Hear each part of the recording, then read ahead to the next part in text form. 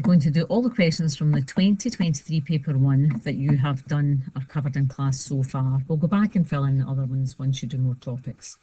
So question number 1 in this paper, we have got to work out dy by dx given that y is equal to 5, x to the power of 5 over 3 minus 10 over x to the power of 4. Now that function is not prepared because there is a x at the bottom in the denominator. We need to bring it up to the top. That's easy to do. Bring it up to the top and make it a negative power. We change the sign of the power. It's now ready for me to take the derivative.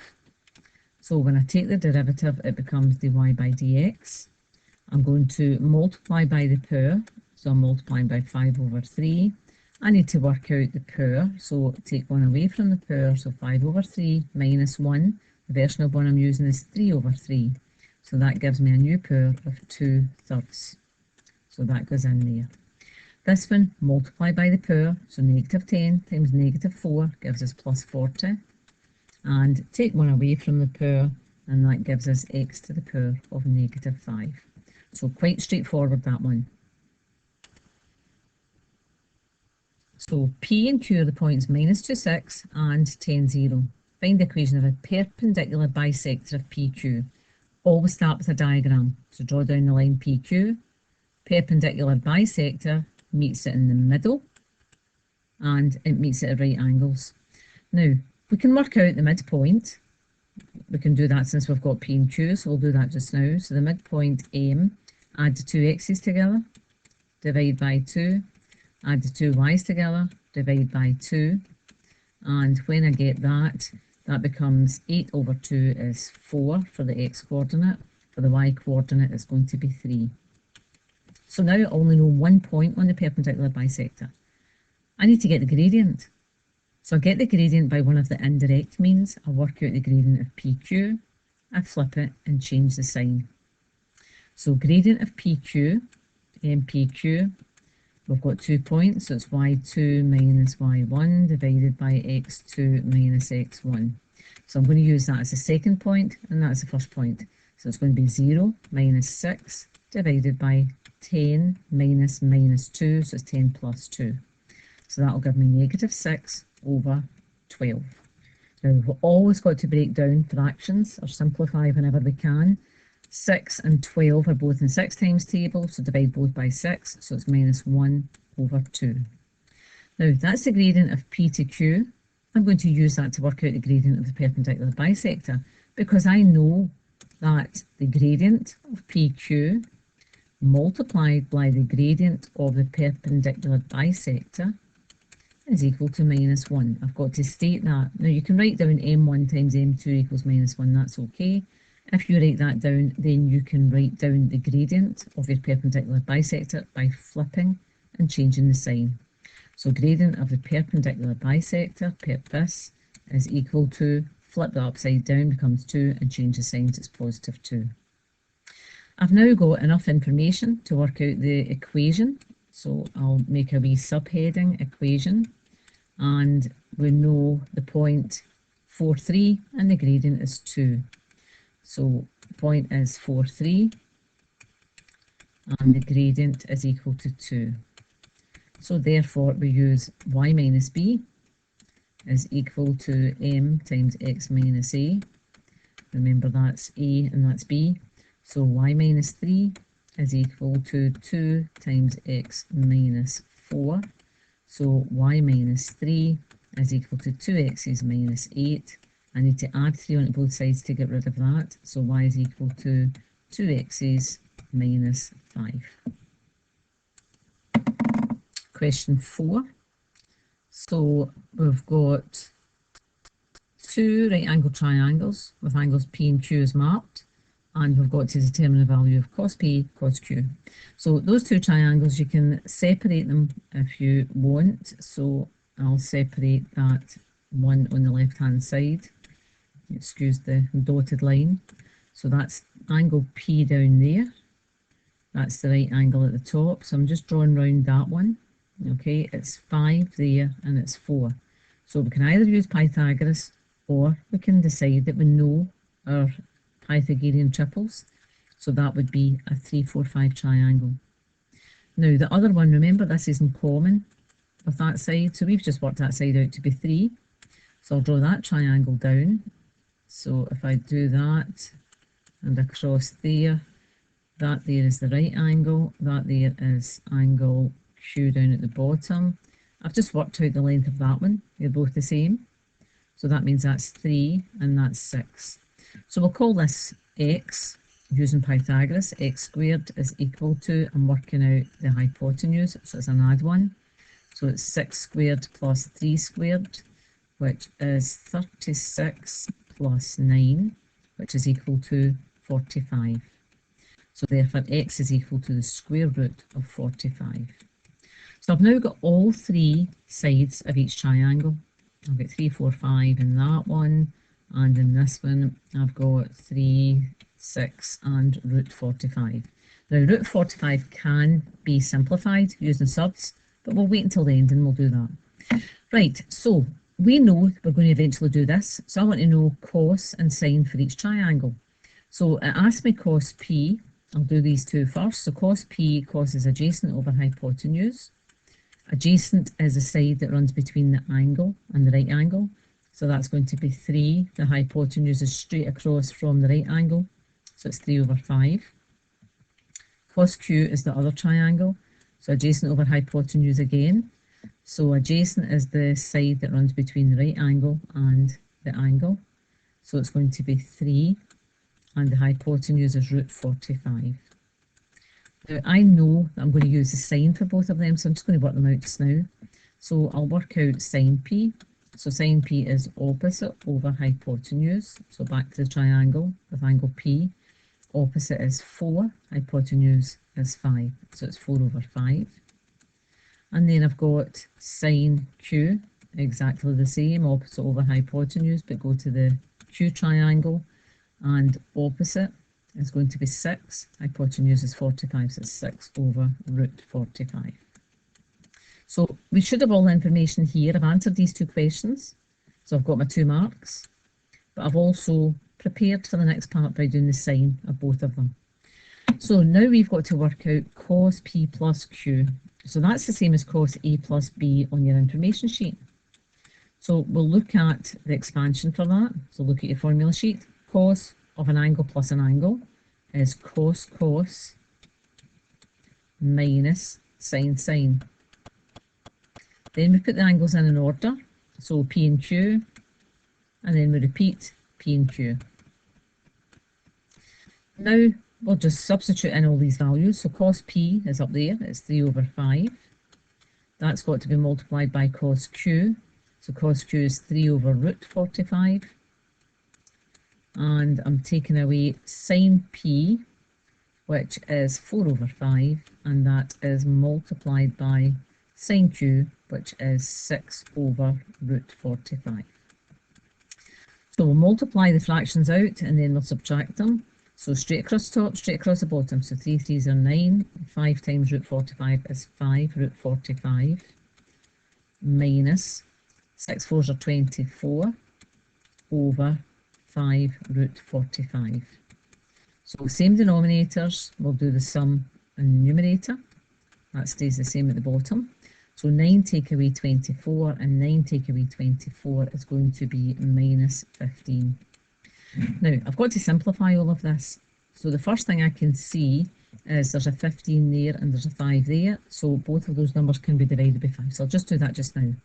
So that would give me 5 into 15 goes 3 times, so that's minus 3, and 5 divided by 5 is 1, so that would give me 3 over root 45.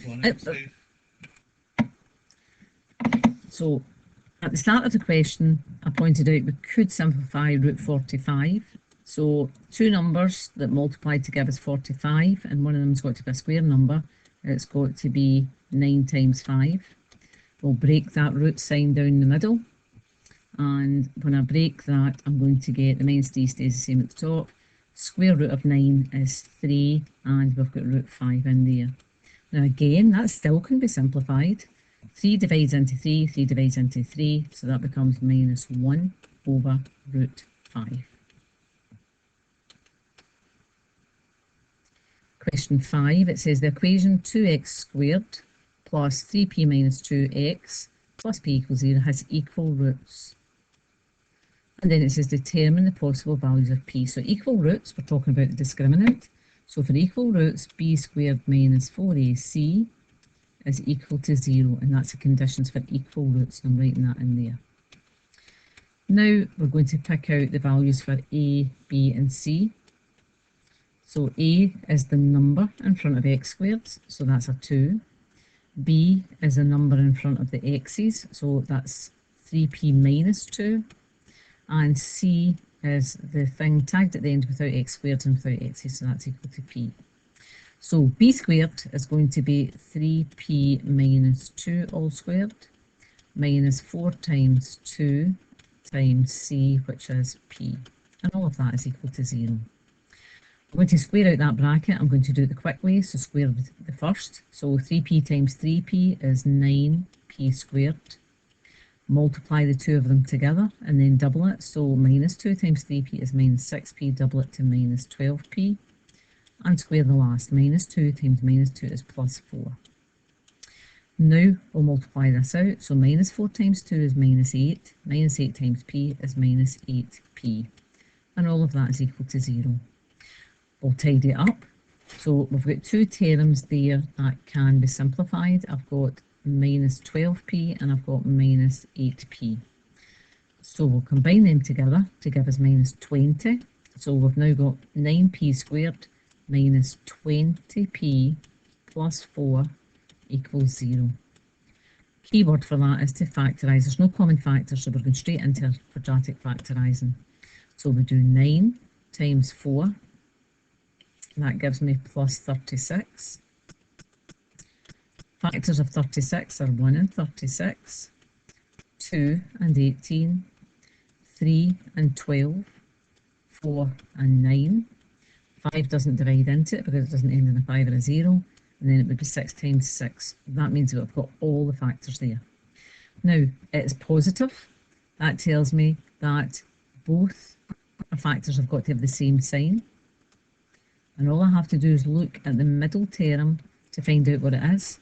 And it's negative. They're both going to be negative. So I'm looking for two factors here that gives me negative 20. Looking through them, they're there. That would give us 20. And if that's negative and that's negative, we've got a negative 20. So we're going to split that middle term. So I've got 9p squared, and it's going to be minus 2p minus 18p plus 4 equal to 0. Split it down the middle, take out our highest common factor. So when I take out the highest common factor from this half, it's p, and that gives me 9p minus 2. I'm going to cheat and put 9p minus 2 in there. So 9 times what gives me negative 18, it's got to be minus 2. Now just check that. Minus 2 times 9p is minus 18p. Minus 2 times minus 2 is plus 4, so we know that's okay. Right, so our two brackets are p minus 2 and 9p minus 2, and that's equal to 0. Two things multiplied together to give us 0 means that either one of them could be 0, so p minus 2 equals 0, or 9p minus 2 equals 0. That would give me, add 2 on both sides, so that would give me p is equal to 2. 9p would be equal to 2, so therefore 1p would be 2 over 9. So the two values of p that would give me equal roots are p equal to 2 and p equal to 2 over 9. Question 6, we've got to integrate that expression. I'm seeing a root sign there. That's not prepared, so I need to prepare it just the same as I did for differentiation. So that becomes the integral of 2x to the power of 5. That's okay. The square root of x, root x, is equal to x to the power of a half. So I'll put that in there. So it's minus 6x to the power of a half. And it's dx. Now, rules for integration. We've got to add 1 onto the power and then divide by the new power. So I drop the integral sign, I'll leave the 2 there, and I'm going to add 1 onto the power, so that 5 becomes 6, and I'm going to divide by the new power, which is 6. Then I've got minus 6, I'm going to add 1 onto the power, So that's going to give me x to the power of 1 onto that gives me 1.5. 1.5 as a top heavy fraction. 1 times 2 is 2 plus 1 is 3 is 3 over 2. So that's x to the power of 3 over 2. Divide by the new power, so I'm dividing by 3 over 2, and I must put in plus c. So that's the basics of it all done, but I need to simplify. So the first term here, I've got 2 divided by 6. So both even numbers, I can break that down to 1 over 3, so 1/3 x to the power of 6. Then I've got that minus 6. I don't like that divide by 3 over 2. So when you're dividing by a fraction, you flip and multiply. So I'm going to flip that upside down, and that becomes 2 over 3. And we've got our x to the power of 3 over 2, that stays, and plus c. Now we've still got to tidy this middle term out. So we'll keep that 1/3 x to the power of 6. And that there, 3 into 3 will go once. And 3 into 6 will go twice. So I've got minus 2 times 2, which is going to be minus 4 x to the power of 3 over 2 plus c. Question 8. A function f is defined on R, the set of real numbers, by fx equal to x cubed plus 3x squared minus 9x plus 5. Determine or find the coordinates of the stationary points and determine their nature. So first thing you've got to do is write down where stationary points occur. So stationary points occur when the derivative, in this case it's f dash x equals 0. So we'll work out f dash x. So the derivative of x to the power of 3 multiply by the power and take 1 away from the power becomes 3x squared. Derivative of 3x squared multiply by the power, take 1 away from the power, becomes plus 6x.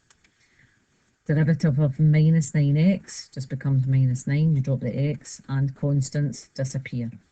So we've got 3x squared plus 6x is minus 9, and we know that's got to be equal to 0. Keyword here is to factorise, but we want to make it as easy as possible, so I can see a 3, a 6 and a 9. So they're all in the 3 times table. I'm going to pull out a common factor of 3. So that would give me x squared plus 2x's, and that would be minus 3, and that's all equal to 0. That 3, I'm going to divide both sides by 3, so I've just got x squared plus 2x's minus 3 equal to 0. So now I've got to factorise that. So when I factorise it, I'm going to have, well, it's just 1x squared, I've got x and x in the first part. 3 is a prime number, so the only numbers it can be are 3 and 1. And I want to make a middle term of plus 2, so it's got to be plus 3 minus 1. So that means I've got 2 stationary points. I've got one for x minus 1 equals 0, that's x equal to 1. And I've got one for x plus 3 equals 0, that means x is equal to minus 3. Now, I've got to work out the y coordinates because I only know the x numbers. So I've got that amount of information so far. I need to work out where or what the x number is. Oops.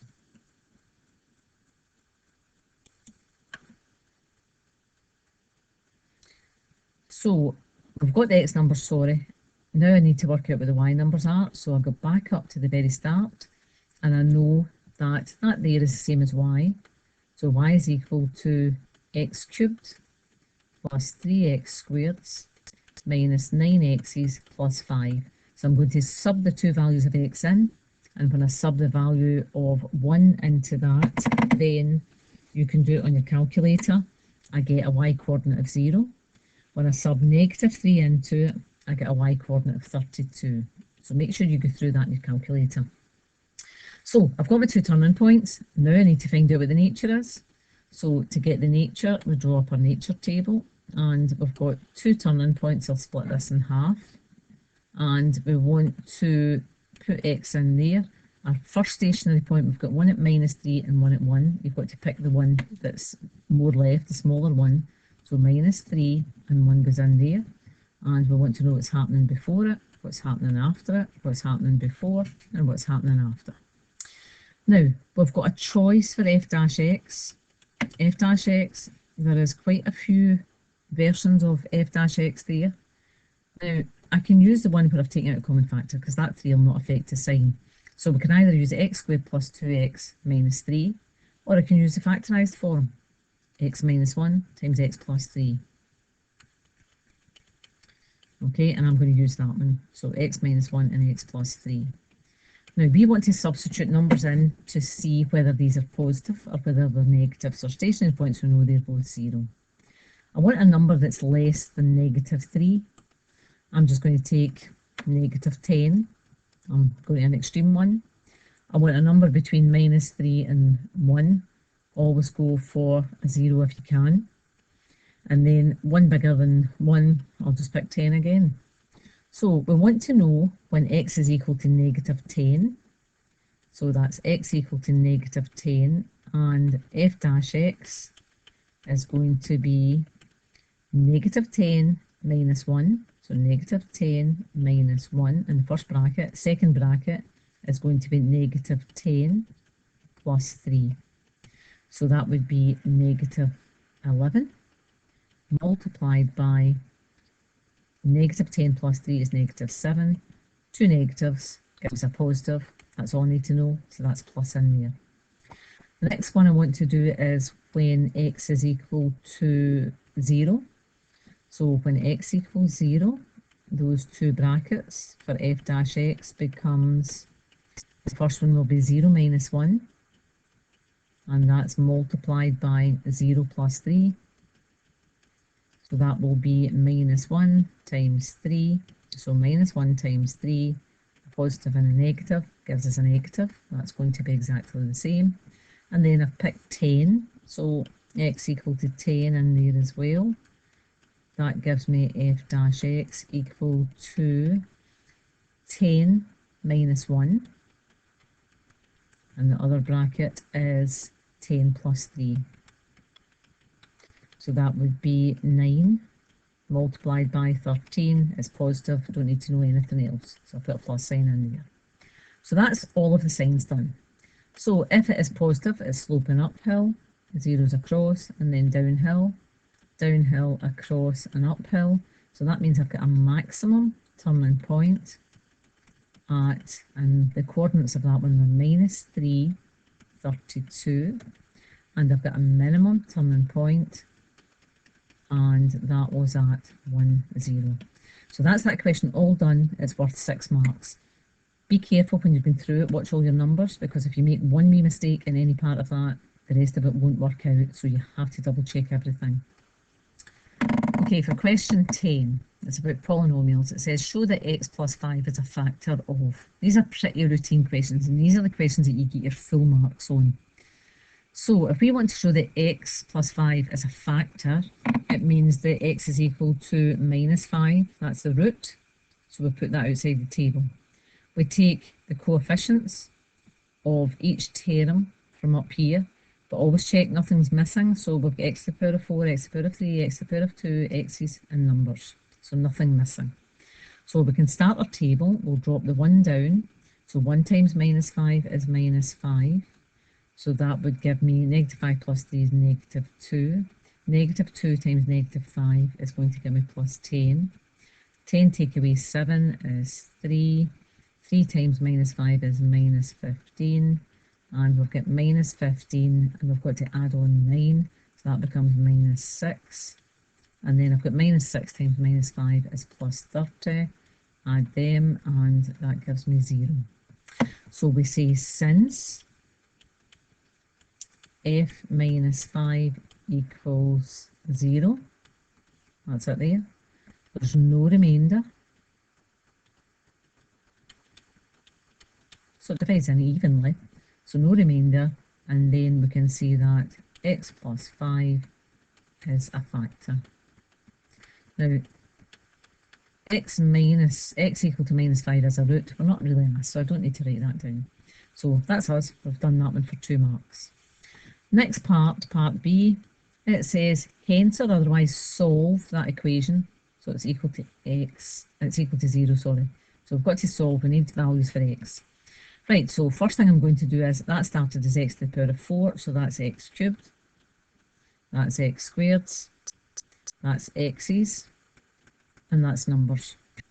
So the quotient here is going to be x cubed minus 2x squared plus 3x's minus 6.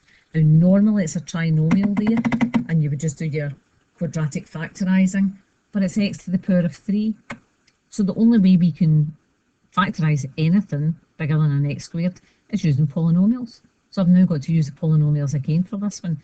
Unusual that you get one like that, but you get a few marks for it, so it's easy to do. So when doing questions like that, always try 1, minus 1, 2, and minus 2. You shouldn't need to do very many, but in this question, we've actually got to do, I think it's 3 before it works. So drop down the 1. 1 times 1 is 1. Minus 2 plus 1 is minus 1. Minus 1 times 1 is minus 1. That gives me 2. 2 times 1 is 2. That's going to give me 8. So that didn't work. So we're going to repeat it with negative 1. So I've set up the table again with negative 1. So we'll drop the 1 down. 1 times negative 1 is negative 1. That gives me negative 3. That gives me plus 3. That gives me 6. That gives me minus 6. So therefore, we've got a factor because that is 0. Okay, I just realised that I had put in there 6 instead of negative 6, so I'm correcting it just now. So take down the 1. 1 times 1 is 1. That gives me negative 1. Negative 1 times 1 is negative 1. That gives me 2. 2 times 1 is 2. So that would give me negative 4. So that's not a factor. We're trying x equal to minus 1. So drop down the 1 to start. 1 times negative 1 is negative 1. That gives me negative 3. Negative 3 times negative 1 is plus 3. That gives me 6. And 6 times negative 1 is negative 6. That gives me negative 12, so that's not a factor either. Very unusual that you have to try a third one, but we do. And always stick to your logical values. Don't start guessing at numbers. Do plus 1, minus 1, and then plus 2, minus 2. It will be one of them. So we've got 1, negative 2, 3, and negative 6. And we're going to be logical, and we'll go for 2. So drop down the 1. And then 1 times 2 is 2. That gives me 0. 0 times 2 is 0. 0 plus 0, or 3 plus 0 is 3. 3 times 2 is 6. And there we've got our 0 now. So that means we've got a root there, and we've got a factor. So we've now got x plus 2 as one of these factors. Away at the start of the question, the one that we did originally was x plus 5. So x plus 5 is also in there. And I've also got to work out this quotient here. So we started off with x cubed, so that's x squared. That's x's, and that's your numbers. And I'll put in some pluses in there. So this other one is going to be x squared plus 3. And that's all equal to 0. Now, I know that's not going to factorise, it's not a difference of 2 squares, but we've got to solve it. So I'll take each bracket in turn. So that would give me x plus 5 equals 0. That will give me x plus 2 equals 0. And that would give me x squared plus 3 equal to 0. So take 5 away from both sides, so x is equal to negative 5. That one would give me x equal to negative 2, and this one would give me x squared is equal to negative 3. You can't take the square root of a negative number, so that's not a solution. So the solutions to this question are x equal to 5 and x equal to negative 2. I'm not having a good night. That is x minus 2 there equal to 0. So that gives me x equal to plus 2. Okay, so it's negative 5 and plus 2. Okay, there's only one other question in this paper that you can actually do at this stage, and it's express that whole thing as a completed square.